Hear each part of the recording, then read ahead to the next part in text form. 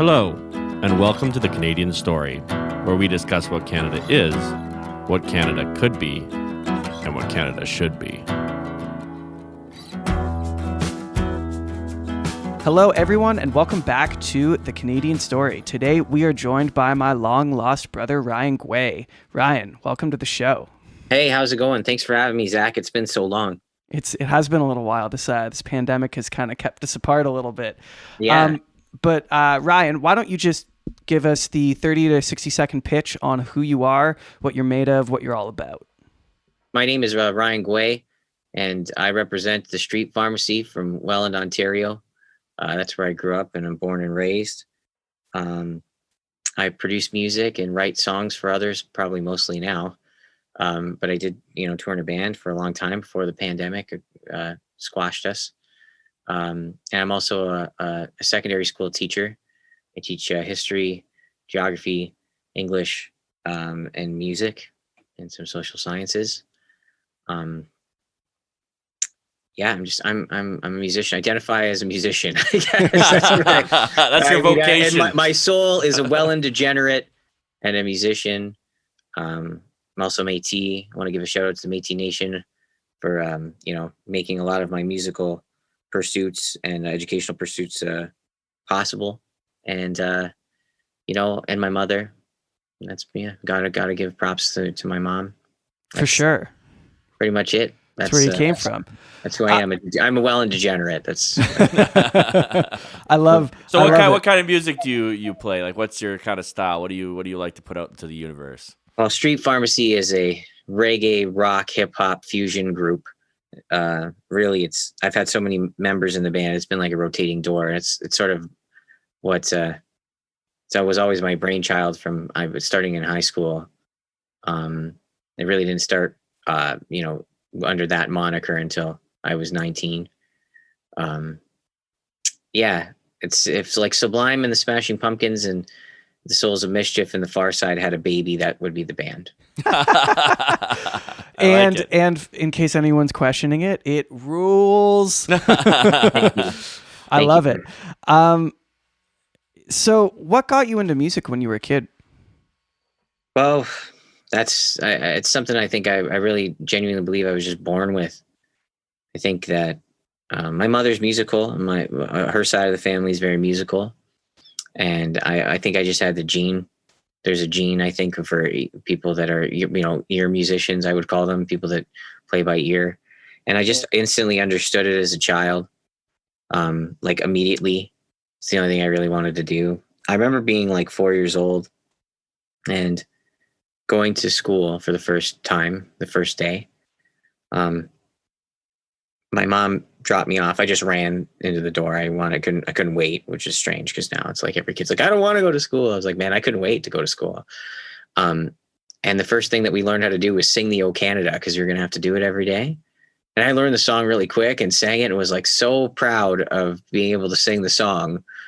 And I was like, this is what school's about. I get to sing. Like, I remember the feeling I got. Right. I remember the feeling I got singing that. And I went home and I'm like, look what they taught me. And I sang it to my parents and they were like, that's really good. Then I was singing before that, like Michael Jackson's Thriller, Van Halen records of any sort I could mimic pretty well, which is probably really bad for a 4-year-old to be mimicking. Van Halen records. Or really good, depending on how you look at it. Depending on how you look at it. I mean, that's true. That's true. My brother had an extensive Van Halen collection, and I remember like picking up a record while he was so much older than me. He's 17 years older than me, and he used to work out in the basement.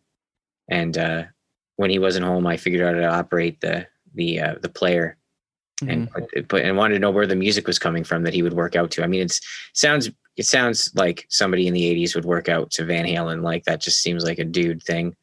Yeah. So, yeah. I put on the Van Halen 1 record, but it wasn't on the front side. It wasn't Running with the Devil. It was on the side with like Atomic Punk. It was like, what is this? Stuff I didn't hear because my brother kind of like played the same songs and the singles over and over again. I was like, what the hell is this?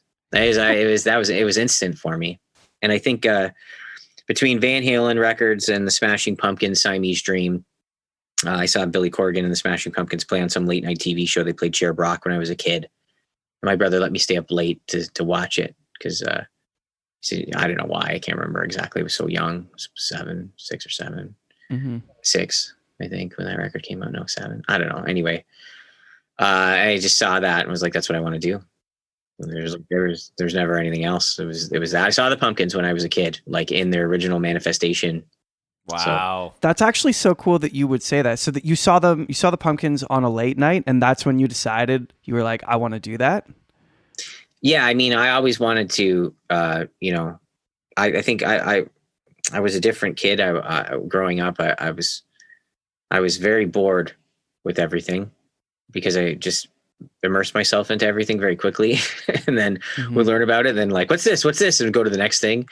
I think my teachers thought I had ADD or ADHD or whatever, but I could carry, like I could hold my own in school, but it was music that kind of gave me a settling place, somewhere to like sit and contemplate. It was almost meditative.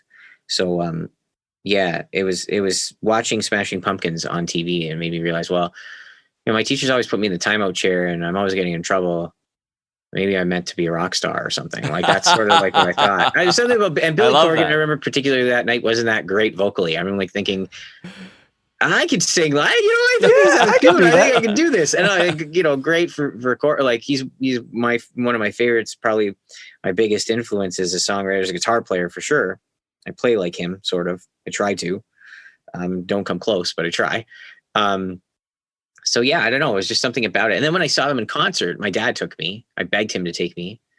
I put pictures all over the place. I remember like he'd get up in the morning and like lift the toilet seat and there'd be a picture of buy me tickets and my child writing crayon.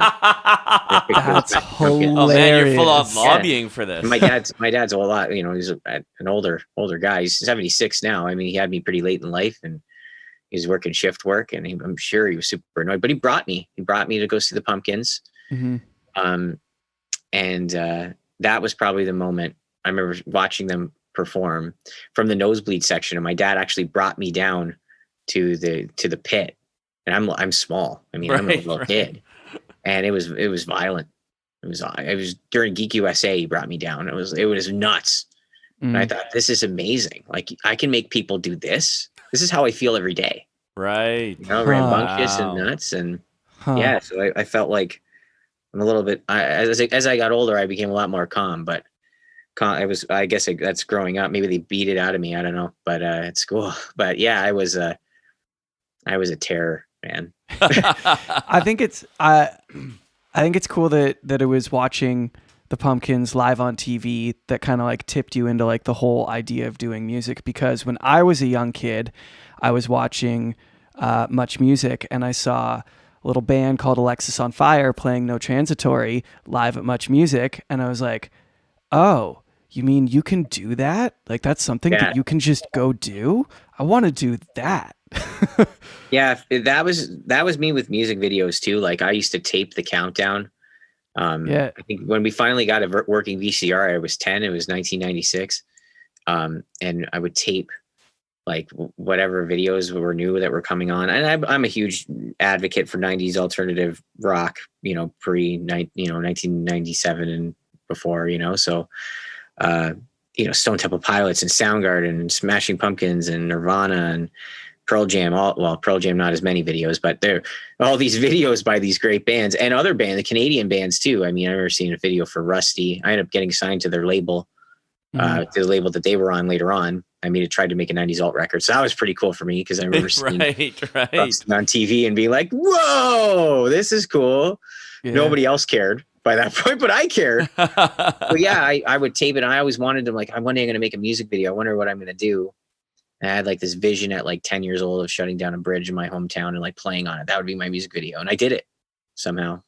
Wow. That's awesome. So walk us through that. How did that all happen? Like, I love that. You said, I want to do this. And then you just went out and did it. I don't know. When I was a kid, I always saw that East Main Street Bridge in the middle of my hometown as like something to conquer. I don't know. In my head, I thought it was like whoever lives on the bridge is the king, I guess. I don't know. Not that I wanted to be a despotic dictator of any sorts. I just thought it would be cool. Right. To do something like that. And I remember telling my friends in school, like, I would love to play a concert on the bridge. Imagine people like sitting on the middle of the bridge, like watching a band play. Yeah. And then we had an opportunity to do it. we had somehow made a connection of whoever was programming the wedge at MuchMusic, and they liked our band. And one of our fans actually won a VJ for a day contest or something like that, and our music was in the background, and I think that's what created the relationship. So my good friend Peter Guzda and I, and a team of students from Ryerson University and Niagara College, with help from the Niagara region in the city of Welland, got a permit and shot this music video on the middle of the bridge. It was a pretty big media stunt. Before that, our band had done pretty well. Our record sold a lot of copies for a bunch of kids that were selling out of the car, our second record. 1,000 kids showed up. I still have all the release forms. Oh, wow. I still have every kid that was there. I have all their names saying that they could That's be cool. That is cool. Yeah, and we were successful in getting it. It spun, I think it spun a total of 3 times. Yeah. Which is It's huge for a band that didn't have a hope in hell of going anywhere, being from Welland, playing reggae rock, some weird warm weather music, not freezing cold industrial Welland music. Yeah, up here in Canada where it's not so warm. Yeah. So that's how that happened, and it was a lot of work. It was fun. I also worked at the city of Welland as like a youth leader, or youth event coordinator, so that definitely helped. Yeah. But, I want to talk about the formation of songs, which is something that you've obviously become quite successful at. Is that something? Because songs have a way of coming together that's effective, and you can do it poorly and you can do it well, and there's plenty of space in the middle. Did you intentionally look at songs and try to figure out how to write good songs, or is it just something that you tried to do a bunch and figured out how to do? Like, talk about your songwriting journey and what allowed you to come into the place that you're in, where you're now writing for other artists as well as yourself. Well, I wrote songs from the time I could write. Like, that was the first prerogative for me, was to write songs to video game music. Mega Man 2 being a very inspiring soundtrack. I love this. The theme to Blades of Steel. I really loved that game growing up. Yeah. Just the theme where you're in the stage select mode. I remember writing lyrics to that. So that's really where it started. It was instant for me. Like, I just understood structure and lack of structure. And I could hear the movements in my head. And then I had to figure out how to explain that. So as I got older, I studied songs and then started to emulate the structure of some songs, right? Like, I think in my early teens, I remember there's this band. Here's a good story. I've never told anybody this story. So there was this band, they were like a nu metal band. And they were looking for another guitar player. They're all a year older than me, and some of them were like jockish kind of guys, and I was kind of like somewhere in between, like decently athletic, but also pretty obvious that I was super artsy, so it wasn't going to work. Right. Mm-hmm. I guess, I don't know, maybe not. But yeah, I end up in this position where they invited me to jam, and I ended up writing it. I wrote a song, but they were older, and they were kind of like, when you're 13 and they're 14, they're kind of they're kind of dicks. Right. Yeah. Right. Yeah. They were one guy in particular, and I'm like, okay, so I'm like, here it is, and I wrote it out. I'm like, so this is gonna go like this, and then this, and then this, and then we're gonna have this bridge here, and then this, and then that's how it works. And he just didn't want to have anything to do with it, or the idea that I would actually sit here and write it out. That was uncool.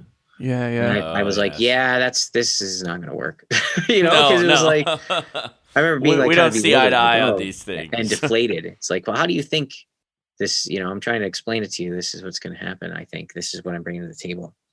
Yeah, anyway, I didn't last very long in that band. And I started my own band, and they were very pissed off at me about it. I didn't quit the band either. They threw me out. But then they were mad at you. And then they were pissed that you started your own band? Yeah, I remember one of the guys threw me up against the wall when I went against them in the Notre Dame Battle of the Bands in grade 9, and they were in grade 10 at that point. And then a week later, they invited me to listen to their band before the Battle of the Bands to make sure that they were okay. And I was like, what? High school's a confusing time. I think, I was like, and people are drowning in hormones. Why am I here? Why am I doing this to myself? This is ridiculous. Oh, I felt the same didn't want to get beat up. I could hold my own, but I couldn't hold my own against that many guys. So I just thought, I guess we're gonna just give him the honest opinion. Yeah. But yeah, they were a pretty good band. I remember being like, this, wow, they did get a lot better. And my band didn't make the Battle of the Bands, so you know, I really was against the whole Battle of the Bands idea, despite being on disBAND, which was a huge, like that was a weird decision for me. I remember like feeling ideologically against doing it, but Oh, interesting. What made you do it? Just the opportunity?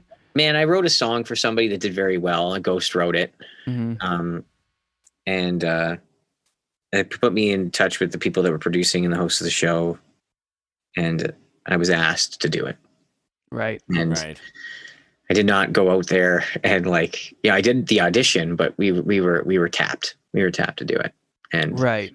the people that, you know, in the circle that I was in writing for at the time, I was asked. So I considered it. I asked the guys in the band. My guys in the band at the time were, you know, I thought that that will probably help them, convince them to not go and get regular jobs too. Right. Should have just, you know, would have been. There's a lot of different ways I could have gone about it, but that was my mentality at the time.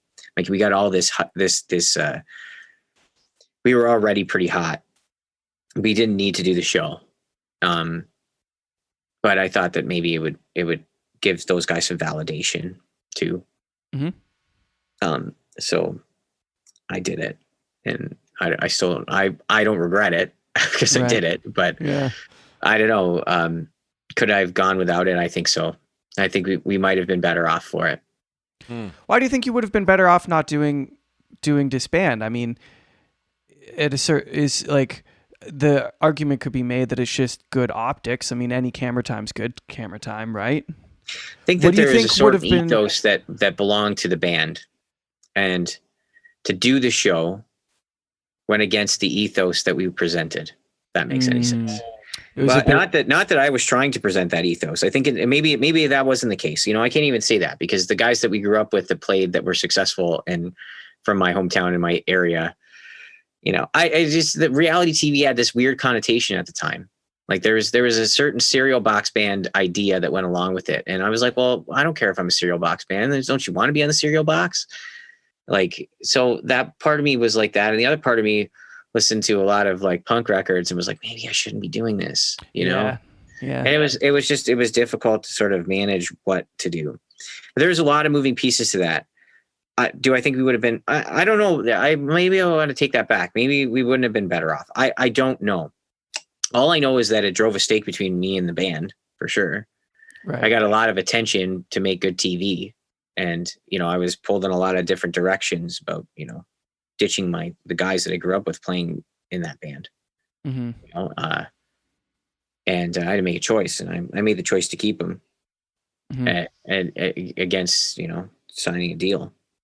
Right. To be frank about it, I had a lot of opportunity to you know, move on as Street Pharmacy, but with a whole other set of guys, and I felt that they were trying to break the fist of the band into pieces, but you know, it wore on me. There's definitely resentment that existed in both camps, I think. And I'll own that for sure. I was like, you know, just get better, like do something different, Right. you know, but like I was just young and stupid. I didn't understand what was going on. I really did. I also was very business driven. I still am. And, you know, I was pretty successful in getting grants early on.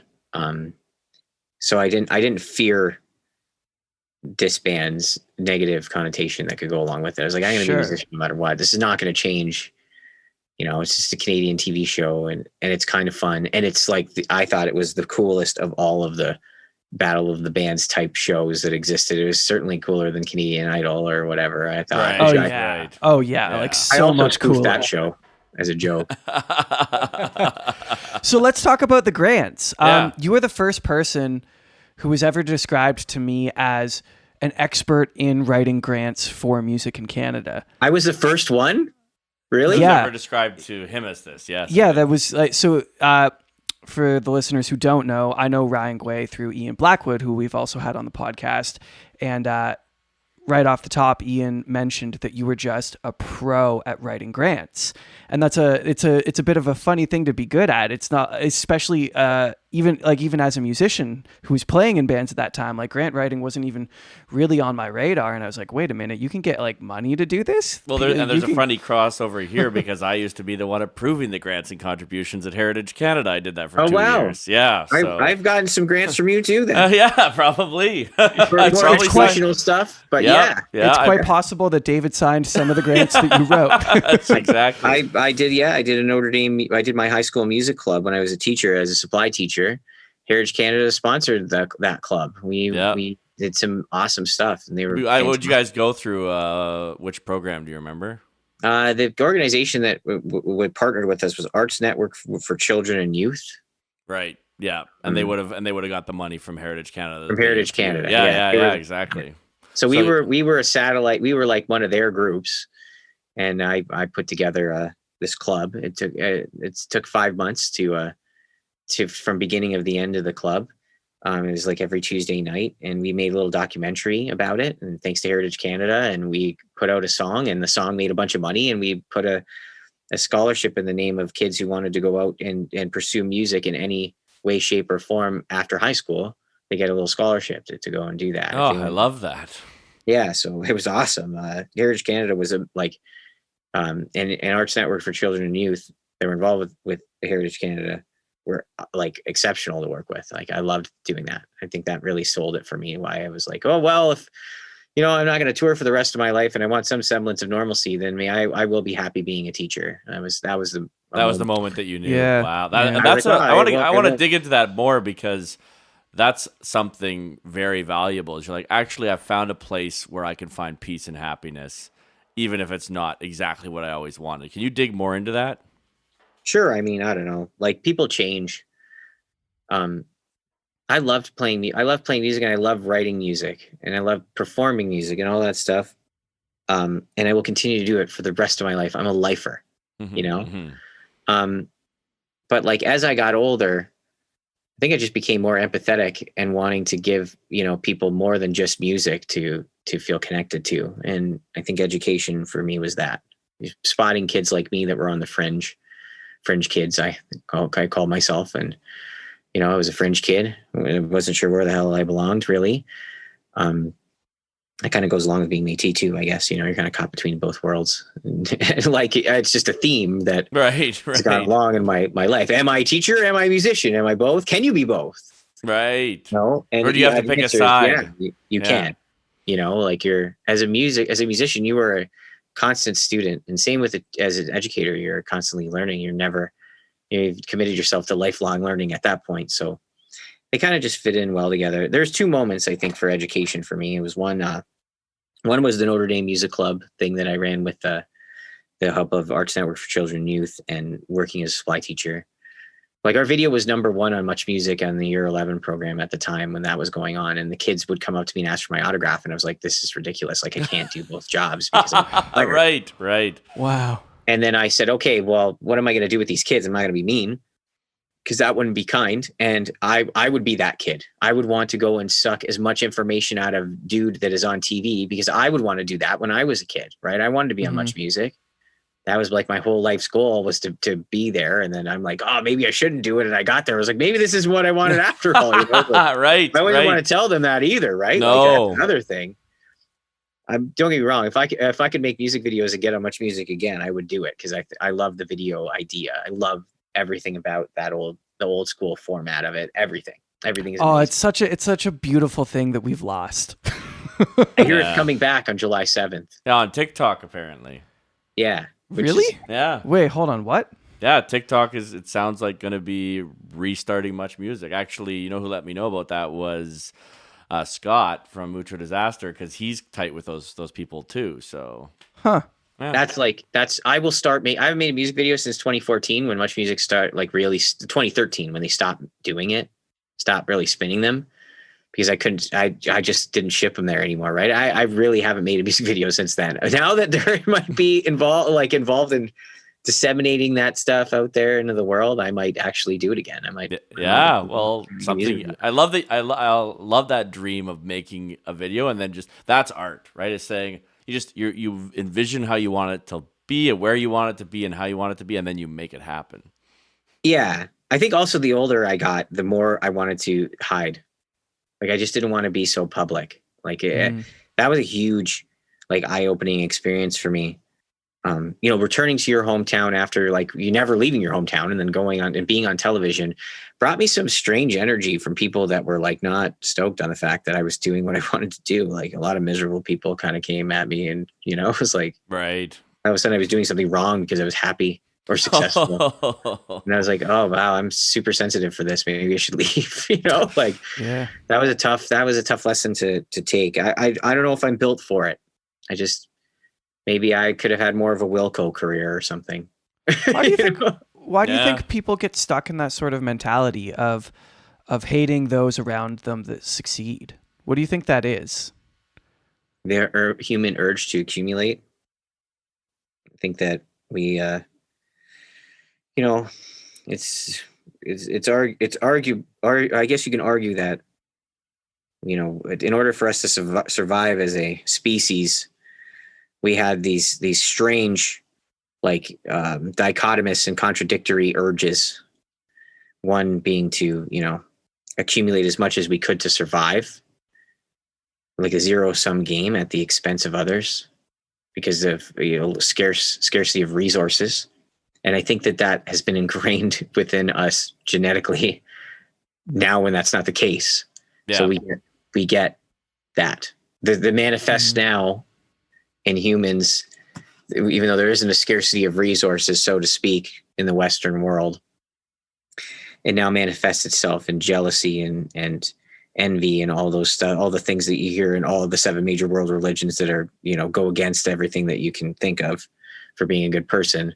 Those things were survival instincts in the past, and now they're here and they're stuck in us. Not everybody, but a lot. But I find it very difficult to think or to believe that, you know, a majority of the population is genuinely not, their first instinct is not to be happy for somebody that's doing very well and something that they want to do. I mean, I don't know. Yeah, but you're right. It is that way. It's like the first thought is like, I wish I could do that. It's like, good for them. Yeah, I'm glad to see theirs out there succeeding. Yeah. And I think that has to do with, like, you know, there's a lot of competition. I mean, even the way that we're wired genetically, you know, I think we're the only, we can't be the only species like this, but we're the species that is like, you know, wired. We're not wired for monogamy. We wouldn't have been ever been able to survive. Right. Look at how many other people we find attractive in marriage, you know, look at their divorce rate and so on. Right. Like, it's not like it's like a natural thing. But in order to not kill each other, it had to become the norm. Right. And that's being socialized into, conserving the society from not killing one another.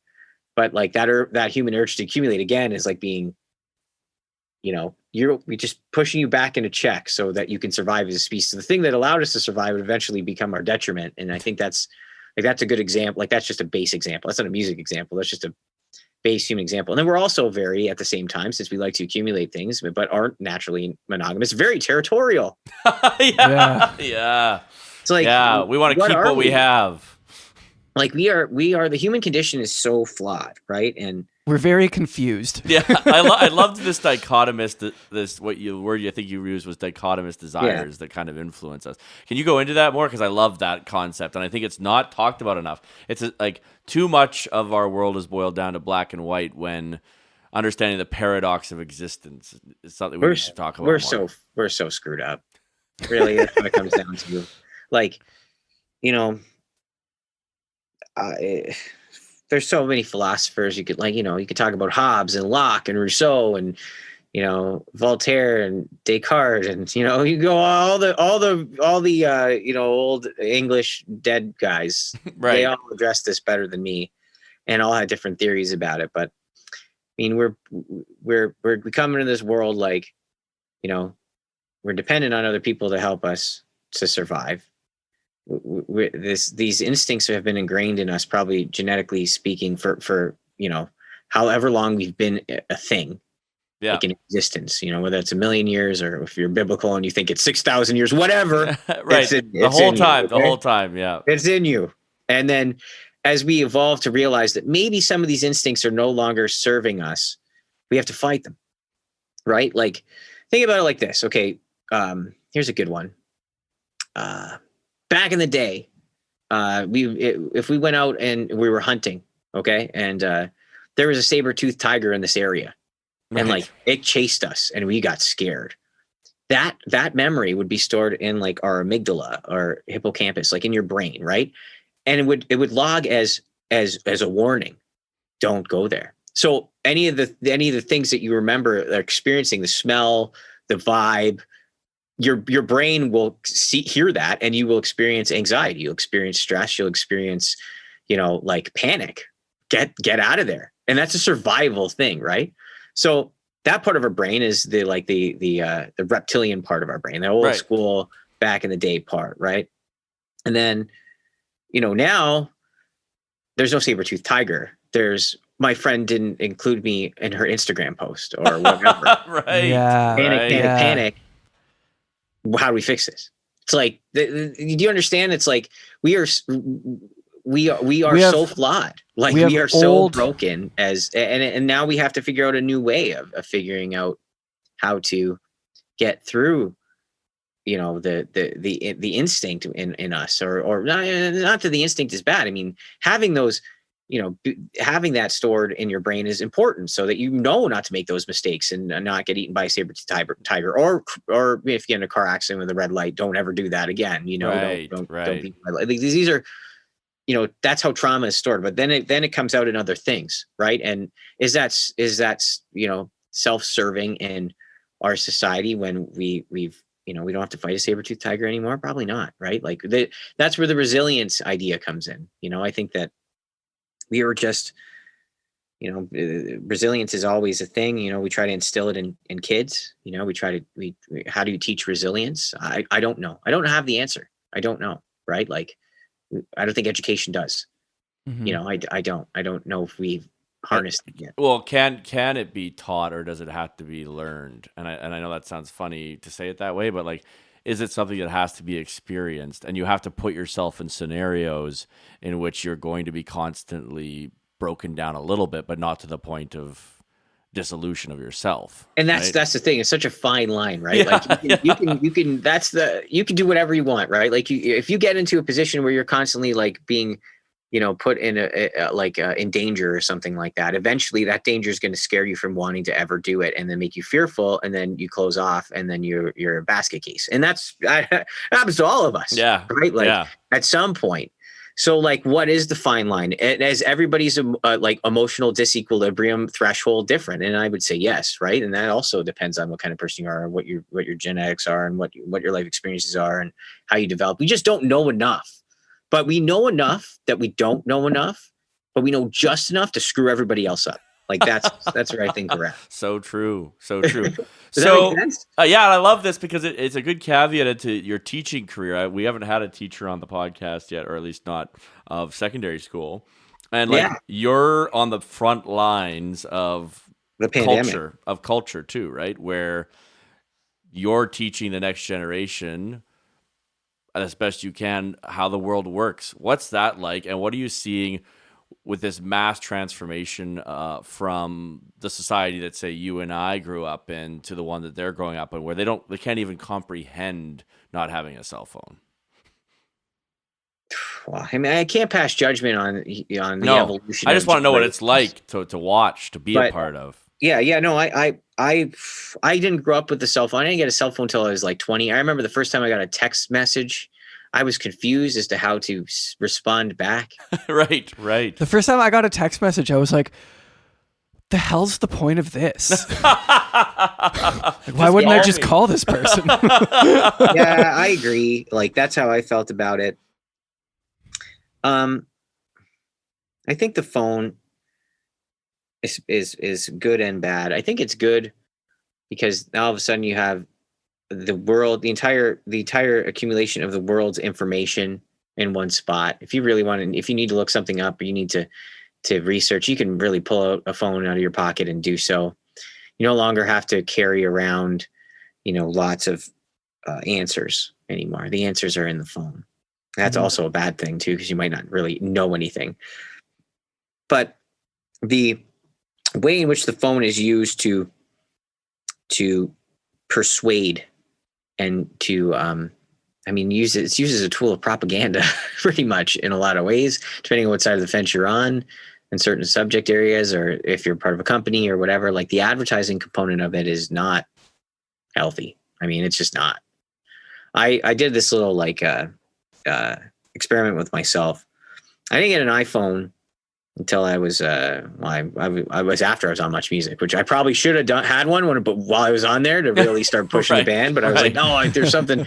I'm such a Luddite. Like, no. And then I got one, and then I became like addicted to it. Like, I found myself just scrolling through Facebook and later Instagram, just mindlessly doing it. And then I would read these things and all these other people's thoughts and emotions and issues and all that stuff. Like, I found that I was like reading them and becoming, not like I would have to pass judgment constantly on what this is. What is this? Like humans are judgment machines anyway, trying to create meaning. And I found that I was just doing that. I was exhausted, like, all the time. Like, why do I even have to read this? Like, why does this even need to be a thing? I don't need to know if somebody thinks that Twinkies are ideologically immoral. Yeah. Why does that matter to your existence? I like Twinkies, but like, okay, that's, thank you for letting me know. But like, I don't need to know your opinion on why you hate the Twinkie. Like, I don't. No. Right. No. So then all of a sudden you're thinking about this, and then it's a distraction from like maybe like what's inside of you, like your inner spirit, and like how it's, it's like guiding you if you believe in any of that stuff, like what is God, like what do you want to do? I think that the cell phone kind of like distorts that in a lot of people. And I worry about that for kids. It's like, you see, you're exposed to all these things and all the prerogatives of other people that are trying to win you. I mean, about this being in the music scene. It's like your job is to create content so that people become engaged and you maintain the engagement. How's that any different from a politician trying to be elected? How's that? It's no different. Not at all. There's zero difference. So when there's a product that's being sold or an idea being sold, and the target audience are young, impressionable people, I'm afraid for them. Some of the stuff that, kids have asked me because they've seen it on, the Instagram or on TikTok or something like that, I'm afraid. Like, I don't even know what to say. It's like, whoa, how old are you? And who said this? Really? Yeah. Then like, as an educator, then you got to, you want to do the right thing, but you also realize that like you live in such a different world now than you did even 10 years ago, even 20 years ago. It doesn't even look the same. And it's like, can I really voice my opinion in this case? Because I don't know what's right, because there's really the essence of what has become, what is correct or what is correct, or what you believe to be true is subjective to the individual, where I think before it was objective truth. There was a lot more. There's a lot more. This is black and this is white. Yeah, exactly. But the introduction, in a sense, the propaganda was stronger because there was less information, so that you could better control the information that was out there. I guess so, but you're also inundated with so much different contradictory information. It's like, I don't know. Like, I really don't. I don't know how kids are. I don't know how they're doing it. I couldn't do it. I would not have been nearly as sane or successful, or whatever that means, growing up with the cell phone in my hand. I'm the type of person that wants to investigate everything. When I was a kid, that's how I was. I would have ended up bewildered and probably, a mess. Like, that's just me as a person. So that's an interesting perspective. As an educator, do you see the distraction that the online world and the phone represents squandering potential in some of the people that you engage with, because they're so wrapped up and addicted in this online world that doesn't really have any weight in their real life? Like, do you see that as a problem? Everybody has their own journey, and everybody gets to create their own identity. Like, I mean, that's ultimately, if you look at all of the major world religions, all 7 of them, they're all saying the same thing. There's two things that they all say. The first one is, don't be a dick. So treat others as you would want to be treated, is a golden rule. And in Christianity, it's Matthew 7:12, and Hinduism, it's in the Gita, I think, or whatever it's called. I can't pronounce it. In Buddhism, it's in the Eightfold Path and the five noble truths. I think there's 5 of them, 4, something like that. Yeah. You know, like it's in all of them. Don't be a dick. Don't be a jerk. Be nice to people. You know, because you want to treat people how you would like to be treated, right? And that goes the other way too. You could say like treat yourself like you treat other people. Be nice, to yourself too. There's a 2-way street to it. And the second one is you are what you make of yourself. Like you are what you think. I think in Judeo-Christian philosophy, it's in I think it's Proverbs or something, or Psalms. For as he thinks within himself, so he is. All of them have those 2 things. So with the advent of the cell phone, you can create your own identity outside of yourself. Right. For the first time. Right. Yeah. Ever. Yeah. This is who you are here. But all that wisdom, from the past about the creation of the whole self and like nurturing yourself and figuring out who you are and what you want, and how to portray yourself. Like even the notion of the looking glass self, like it's everything's become so externalized, so not on what's on the inside. It's like everybody's being taught to put on a mask, not like they weren't before, but now with the phone, it's like accelerated into, outer space, really. I mean, do you really know who you're talking to on the internet some of the times, right? Look at online dating, for example. It's like, what? Yes.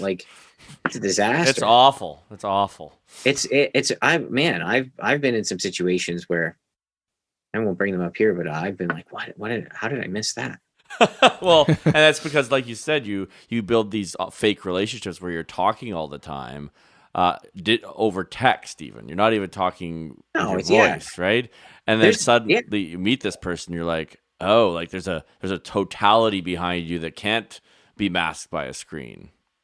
I think there's just it's just a way more dangerous world for kids than it ever was before because of the cell phone. Awareness of things are higher with the fact that information is out there, but there's just as much bad out there too that could come in. So I really don't know. I don't know what to make of it. And I wish that there was an answer, like I could give you guys a firm answer on where I stand on it. But I don't know. I think there should be an age where kids don't get a cell phone until like a certain age, like they can't have them. Yeah.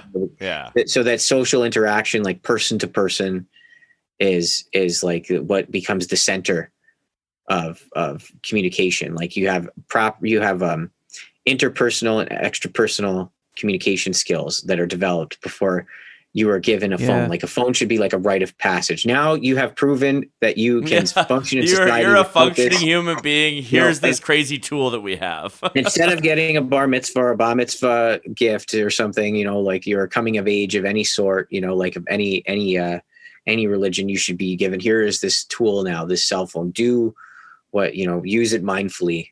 Like that's what I love think. that idea. That is a great idea. I personally think, and this, I'm sure this will never happen, but I personally think social media as like platforms should be 18 and above. Yeah, for sure. Oh, like how, like it, like the data's in, like, and it's not what you would think it would be. There was a study that was done, and what they found is that the more engagement, the more likes, the more followers, the more miserable people got online, the more miserable they were. Absolutely. And this is in the youth. So it's like, okay, that's a pretty good statistic. Why don't we cap that at 18? So like you don't even enter that world until you have built up at least a little bit of emotional maturity to be able to handle it, and a sense of identity outside of what you put online. Like I think that people gather what they should be from what they see online at like 12. And that's terrifying. Oh, and let's not get this wrong. They are addicted to these phones. Oh, it's if you highly take them addictive. away, they weep. Well, people talk, people talk about being worried about getting the jab and, getting G5 injected into them with the pandemic because they're going to be controlled. I'm like, yeah, that thing in your hand probably is it's far more dangerous. That thing is that they already know everything. The they of them, whatever, right? I think of that joke all the time. It's like, yeah, that's a very interesting perspective. That's a really good point. Yeah. We're already controlled. Yeah. Like, oh well, what more control do they possibly have? I mean, we don't need to inject any sort of magical serum of G5 or whatever in all of us. We already are addicted to our cell phones. Think about it. Right now, if I'm talking about like drumsticks, my phone is within earshot. Drumsticks. I've done this. I guarantee you, I will go on Facebook. I wish I could turn my phone on right now. Actually, right. I can. Within 7 scrolls of me talking about drumsticks, I will have an ad for drumsticks. Vic Firth. Right.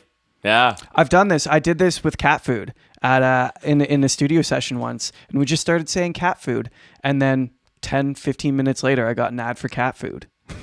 Like, they know. They're listening to us. They're watching us. They don't need the jab. We don't know. They don't need it. I love that. And kids should not be involved in it. No. That's the last place kids should be involved in any of that stuff. Like, that's the... Go outside and kick a ball. Yeah. Yeah, kick a ball or, like, I don't know. Play games with your friends. Go exploring. Yeah. That's totally gone now. Like, band culture, gone. Yeah. Yeah. Oh yeah. Where's the bands? They're not there. I can't find them.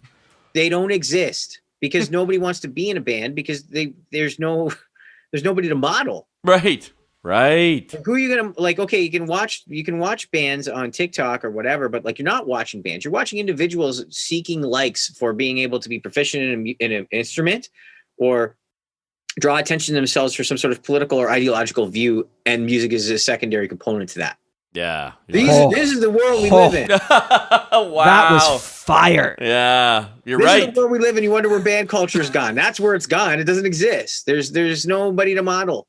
Who are you going to model? Okay. So I wanted to ask you a question about that now that you've brought it up. Okay. So I have this theory. And you're talking about like the erosion of band culture. I like to think and I hope that this movement of making music on your own, which is basically what we're in. There's more solo artists, singer-songwriters than I would argue probably ever before, right? The age that I grew up in of being in a band feels dead, where it's like you got together with your friends in somebody's parents' basement and you sucked horribly for years, and then you went and played shows and it was fun. Still suck. Yeah, I know exactly what you're talking about. I hope and I pray and I like to believe that culture of the solo artist peaked at the Billie Eilish record that she did with Phineas, that won all the Grammys, that they made alone in their bedroom. Like, I like to think that we went as far as we can that direction. Do you see a future in the music industry for bands, or do you think we're going to be stuck forever in this solo artist world? I've thought a lot about this, and this is honestly what I think. Music is cyclical when it comes to genre. Mm-hmm. But like, so I have no doubt that at some point there is going to be like some sort of, change that we will see that we can draw similarities to, like the 60s and the 90s, the early 90s and the late 60s, for example, are kind of like sister, eras, both, very influenced by free love and drugs and, music that was counterculture, right? All music ends up becoming, most music that is created, that's a new genre, if it gains steam and popularity, becomes part of the mainstream and then immediately uncool and then dies for 30 years and then comes back in some sort of new manifestation. I think you see that with 60s psychedelic rock and metal. You look at Sabbath and then you look at Soundgarden. I mean, right. Yeah. Right. Like, or you can even look at Aerosmith and Soundgarden, and it's like 20, 25 to 30 years there. It's like, oh, it's back. It's just in a new form. And, right. And this time they're talking about this. Mm-hmm. I think that, Phineas and Billie Eilish doing what they did in their bedroom is pretty magical and fantastic. And that's great for guys like you and I, who are producers and engineers and whatever. But have you ever been in a band? Yeah. Yeah. You know how much of a pain in the ass it is to be in a band? Oh, I do. I do.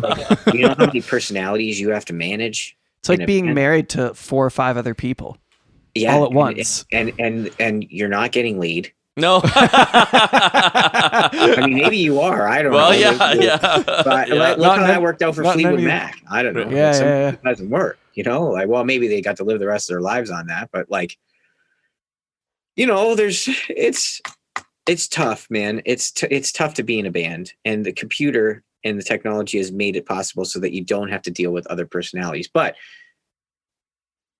with that being said, music is a communal and communicative experience. In order to communicate, you need somebody else to communicate back with you, yes, right? Yes. So, my answer to this question is that will it change back eventually? Will it ever be like it was before technology? Absolutely not. You will see 2-piece bands, 3-piece, you know, the days of the power trio, like, you know, a Triumph or Nirvana or something like that. I don't really know. Rush. Maybe you'll see them do cover, you know, albums on YouTube or something like that, like the kids that were interested in that. But I think it belongs to the individual. I think we're back. It's back in the 50s. We're back to that formula. Individual singles, individual as artists, multitude of writers pitching you. If you end up making it in a position with a large following, the bands, I don't think we're going to see it unless you can stimulate it by being somebody that's I'm a music teacher, new music teacher. I've finally got my qualification to do it legitimately, not, you know, just taking a bunch of kids to a studio and making music. Like, I hope I can instill that in those students, but even enrollment there is so low. Right? Because those kids just want to make music on a laptop. And I'm like, okay, well, I can show you how to do that too. You know, there's nothing wrong with that because I do the same thing. And they'll evolve. But again, that's still individualistic. It's not, that's another thing too. Let's talk about that. And you're in a music class, you're not really taught to play. You're taught to play as the band when you come together. You're not really taught to listen to one another. You're taught to be proficient on your part, and then right? play. Yeah. Even the way that we approach it in the education system in like the, you know, grade 9 and 10 level instrumental class is still individualistic, right? Like, interesting. Yeah. It's about like, okay, this is your part on this piece of sheet of music and you need to play that. And I, as the teacher, will worry about everyone else. yeah, I don't know. I don't think I'm going to take that approach. Like, I'm not in a classroom yet, but like, I want to put the kids in groups where, hey, you're going to have to deal with people in the real world. That's how the real world works. Here's 5 personalities and you're the 6th. Your job is to sound good together. Yeah. Figure it out. And don't kill each other doing it. That's cool. Your job. That's cool. That's what I want to do. And I think that I'm probably gonna face some backlash from saying that or whatever. By music educators have been doing this the whole time, their whole lives. But hey, man, I'm in the school of hard knocks, like you, Zach. You know, we're a school of hard knocks kids. Mm-hmm. We grew up in the band scene. You watched Alexis on Fire on TV. You were from, you know, one of them is from Welland, my hometown. I think George Pettit is from here or was born here or something. But like St. Catharines is 15 minutes away from where I grew up. I was in that scene, in the Rose City hardcore version of that scene, you know, like we had, it was different, you know? Yeah. It was totally different. But those kids were largely us. We were the misfits. We were not accepted into the ensemble world. We were not accepted into the music class world. Right. I don't know any one of those guys that I grew up with that did anything, they knew how to play a trumpet or played in the high school band. I don't think Dallas Green was in the music program from grade 9 to 12 at DM. I would be shocked if he was. I mean, I don't know. Maybe he was, maybe he wasn't, but I doubt it. I highly doubt it. I mean, it wasn't a space for me. Right. No, I don't know many that it was, you know, I don't know. So I think that needs to change. I think if we want to stimulate band culture, we want to prepare music students that are being introduced to music, instrumental music, vocal music, whatever, any kind of music in an educational setting in high school. We need to make it fun. We need to make it relevant. We need to teach them how to play with one another rather than to be, obviously having strong rehearsal and playing by yourself and getting better is good, but we need to really teach them how to be able to work in an environment where they're playing with one another. We need to introduce them to technology and teach them how to use technology as a tool rather than a crutch. Which I know, this is it's like, that's the thing. That's the thing. I deal with that as a producer. I deal with that every day. Every day where the technology is the crutch. You don't have to be great anymore because your producer can fix it.